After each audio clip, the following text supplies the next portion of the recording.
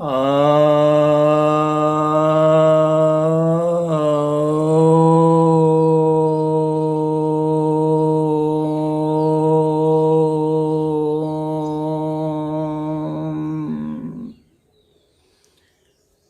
भक्तजनों को सप्रेम नमन।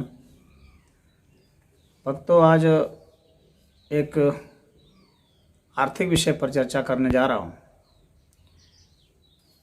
बहुत समय से जो लोग मुझे जानते हैं,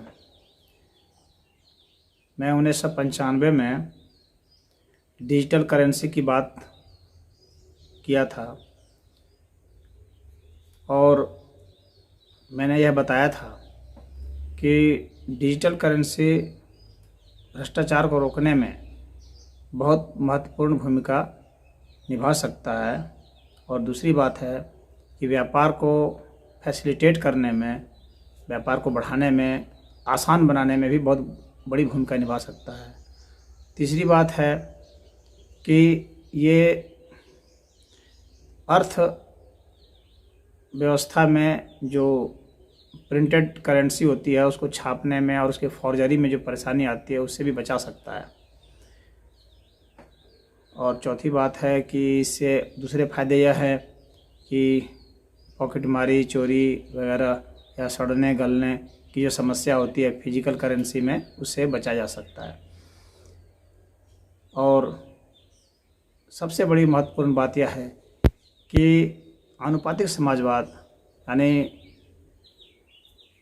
पूरे समाज में जो धन का वितरण है 20 और 1 के अनुपात में करने में यह सबसे महत्वपूर्ण भूमिका निभा सकता है। अर्थात जो सबसे अमीर व्यक्ति है उसके पास यदि 20 रुपया है तो सबसे गरीब व्यक्ति के पास 1 रुपया होना चाहिए। तो इसमें यह काफ़ी महत्वपूर्ण भूमिका निभा सकता है, क्योंकि इसमें हम लोग ट्रांसफ़र आसानी से किसी के खाते से किसी के खाते में धन भेज सकते हैं इस तरह से। तो डिजिटल करेंसी के ऊपर जो है मैंने पुस्तक भी लिखी थी, यानी पुस्तक के एक अध्याय में यह मैंने दिया था। और इसको जो है जनता राज पार्टी जब बनाई गई तो उसको एक आधार भी बनाया गया, उसमें इसको मुख्यता दी गई और आज भी इसको कहा जा रहा है। तो आज काफ़ी यह लोकप्रिय हो चुका है। हालांकि जो डिजिटल करेंसी है उसका यदि इतिहास देखते हैं तो 1983 में ही यह डेविड चॉम द्वारा सैद्धांतिक रूप से आया था। और मैंने 1995 में इस बात को कहा था। सन 2009 में यह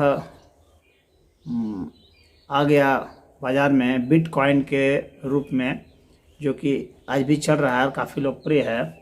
और सतोशी नाकामोटो जो थे जापान के, उन्होंने इसको लॉन्च किया था। और अब धीरे धीरे बहुत सारे करेंसी आ रहे हैं, क्रिप्टो करेंसी जिसको कहते हैं। क्रिप्टो मतलब छुपा हुआ, तो छुपी हुई करेंसी है यह, यानी यह इलेक्ट्रॉनिक करेंसी के रूप में है और इसका भौतिक स्वरूप उस तरह से नहीं है। ये एक चित्र के रूप में आप समझ सकते हैं, उस अर्थ में है। तो अब जो करेंसी आई है, अन्य भी जो जैसे एथर करेंसी भी आ गई है और कई अल्ट कॉइन भी आ गए हैं। अभी जो ये एलन मस्क थे, उन्होंने डोजी कॉइन भी लॉन्च किया, तो वो काफ़ी लोकप्रिय हुआ है। अभी उसका बहुत हल्ला गुल्ला चल रहा है। तो अभी और जैसे रिपल वगैरह हैं, तो या ऐसे स्टेबल कॉइन हैं, तो बहुत सारे कॉइन सब लॉन्च कर रहे हैं। अब तो हालत ये हो गई है कि हर छोटा मोटा ग्रुप भी जो है कोई कॉइन लॉन्च करने का सोच रहा है। तो ये सब जो करेंसी है, इन सब करेंसियों के दाम काफ़ी उछल रहे हैं शेयर बाज़ार में। और अपने बहुत सारे भक्त हैं जो उसमें पैसे इन्वेस्ट कर रहे हैं और कुछ को बहुत लाभ भी हो रहा है।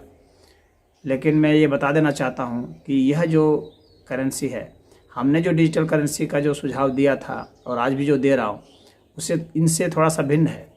वो इस अर्थ में भिन्न है कि उसकी एक बैकिंग होनी चाहिए। कोई भी चीज़ जो हम लॉन्च करते हैं जो बाज़ार में बिकती हो तो उसका एक भौतिक स्वरूप होना ज़रूरी है, और उसके पीछे एक आर्थिक बैकग्राउंड उसका ज़रूरी है। इकोनॉमिक बैकग्राउंड जब तक नहीं रहेगा, उसका जब सपोर्ट बेस नहीं रहेगा, तो फिर वो धराशायी हो जाएगी। हमने जो डिजिटल करेंसी की बात की थी, उसमें सरकार को उसका बैकिंग देना था, रिजर्व बैंक ऑफ इंडिया को बैकिंग देना था। तो यहाँ सरकार की बैकिंग नहीं है। ये सब जो क्रिप्टो करेंसी चल रही है, ये तो कोई कंपनियां चला रही हैं, उनके फंडिंग से चल रहा है। वे जब तक उसको पैसा दे रहे हैं तब तक वो बढ़ रहा है आगे, और वो इसलिए बढ़ा रहे हैं ताकि एक बहुत बड़ा घोटाला कर सकें। तो आने वाले समय में विश्व का सबसे बड़ा घोटाला यही होने जा रहा है। इसमें बहुत लोग दरिद्र हो जाएंगे, और जो उद्योगपति हैं वे तो खैर पैसे वाले हो ही जाएंगे, क्योंकि कब पैसा समेटना है। क्योंकि ये जो पैसे हैं, ये पैसे आप किसी कोर्ट में क्लेम नहीं कर सकते। इन रुपयों का कोई लीगल जो है बैकग्राउंड नहीं है, कुछ लीगल राइट आपको नहीं दिया गया है इसके पीछे पैसा। ये तो एक तरह से बच्चों का जो खेल होता है उस तरह से है। तो आप अपना पैसा इसमें लगा रहे हैं, और पैसा भी दिख रहा है कि बहुत बढ़ रहा है। एक बिटकॉइन तकरीबन 40 लाख का हो चुका है। तो और इसमें कुछ लोग कमा भी रहे हैं, कुछ लोग करोड़पति बन रहे हैं, और वे लोग ज़्यादा लालच में और खाकपति बन जाएंगे। क्योंकि ये जब पैसा समेट लेंगे, ये तो बंद कर देंगे। आज हुआ कल बंद कर दिया, उसमें कुछ घोटाला भी कर दिए। कुछ लोग ऐसा सोचते हैं कि ये फुल प्रूफ है, तो फुल प्रूफ नहीं है। क्योंकि जो चीज़ बनाई जाती है इलेक्ट्रॉनिकली, तो वो चीज़ जो है कभी भी उसमें छेड़छाड़ किया जा सकता है, फेरबदल किया जा सकता है। बनाने वाली जो कंपनियां हैं उनके पास पूरा टेक्नोलॉजी भी है, और उनके पास अधिकार भी है, और उनकी पहुंच, अप्रोच सब कुछ है। गवर्नमेंट से भी वे मिले ही हुए हैं।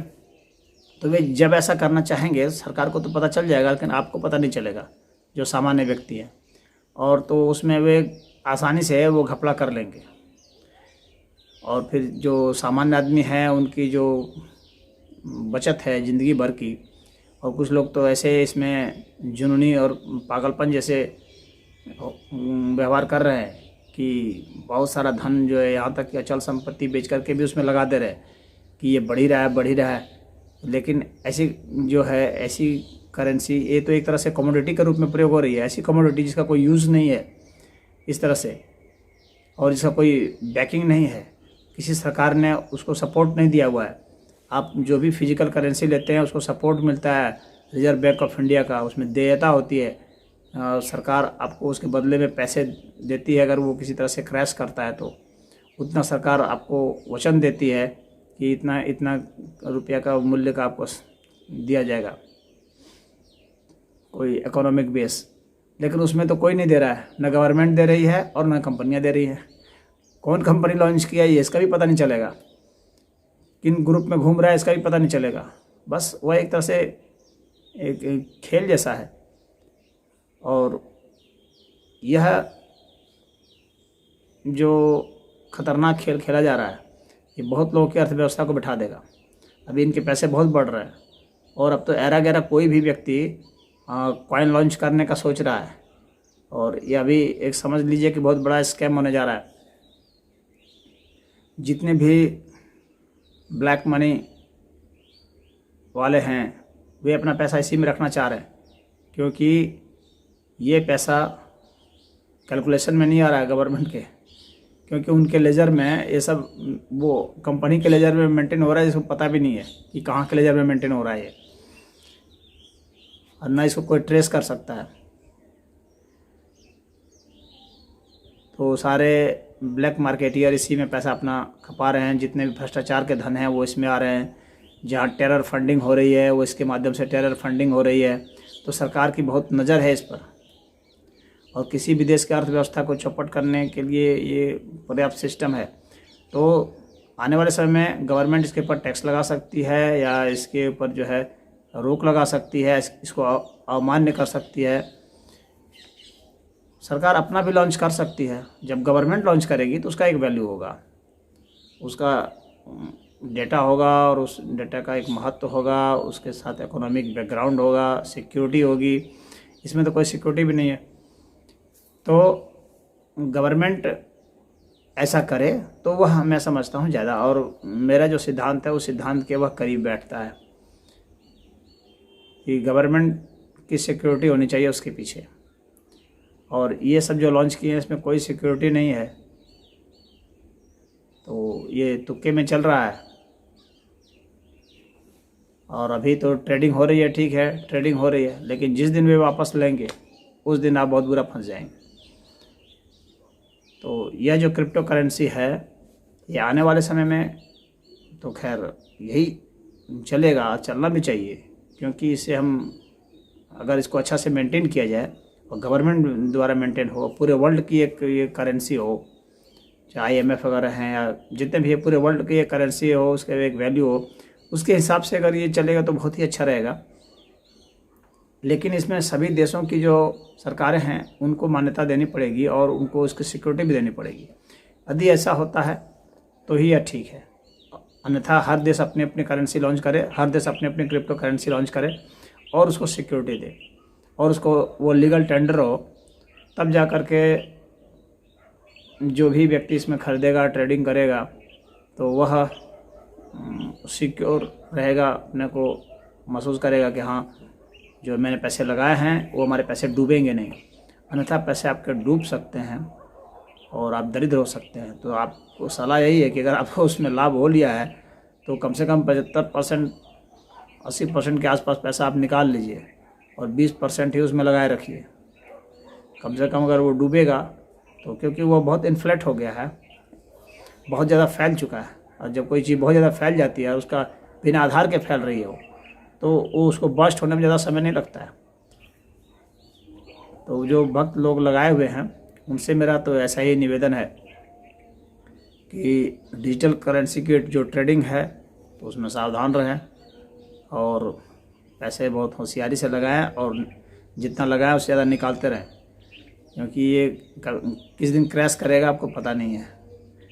तो मैं समझता हूँ कि क्रिप्टो करेंसी का भविष्य तो है अच्छा, लेकिन तब जब गवर्नमेंट की इसकी बैकिंग होगी, किसी एक देश की सरकार की करेंसी हो या पूरे वर्ल्ड की करेंसी हो, तब इसका महत्व रहेगा।